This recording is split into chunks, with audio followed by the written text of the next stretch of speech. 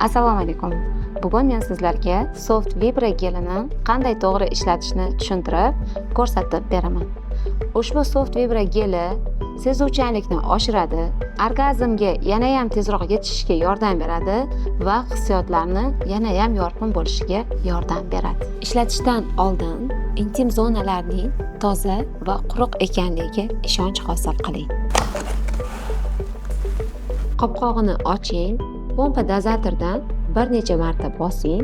Shundan so'ng bir necha tomchi gel chiqadi. Intim joylarga surting.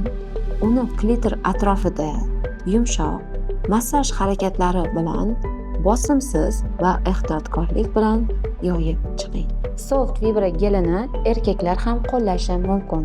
Agar oz miqdorda jinsiy a'zo boshiga surtilsa, hayajonni yana ham yuqori o'ringa olib chiqadi va hissiyotlarni kuchaytiradi. Bir necha soniyadan so'ng sizda yengil tebranish va yoqimli hissiyotni sezasiz.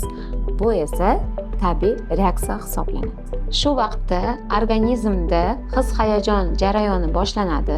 Soft Vibra gelining faol moddalari intim sohalarda qon aylanishini kuchaytiradi.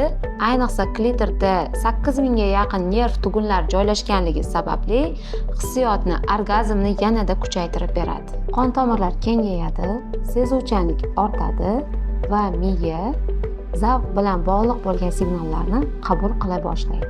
Buning natijasida tabiiy namlik, lubrikatsiya kuchayadi. Bu esa yumshoq, og'riqsiz yaqinlikni ta'minlaydi va mikro shikastlarni oldini olishga yordam beradi. Bularning barchasi tananing hissiyotini ortishiga, hayajonni kuchayishiga va orgazmni yana ham kuchaytirishga yordam beradi. Har bir organizm individual hisoblanadi. Soft Vibra geli miqdorini siz o'zingiz nazorat qilasiz.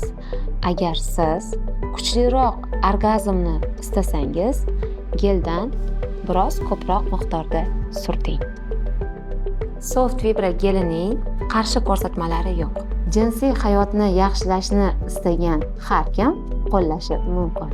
Agar sizda Soft Vibra gelini qo'llash jarayonida qandaydir noqulaylik paydo bo'lsa, uni darhol to'xtating va shifokorga murojaat eting. Tarkibidagi biror modda sizda allergik reaksiyalarni keltirib chiqarsa, gelni ishlatmang.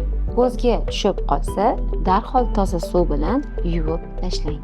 Soft Vibra geli kontraseptiv va spermitsid ta'siriga ega emas. Tasodifan yutib yuborilganda ham mutlaqo u zararsizdir.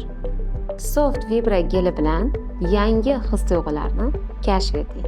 Eng muhimi, tanangizga ishonch bildiring va har bir lahzadan bahra oling.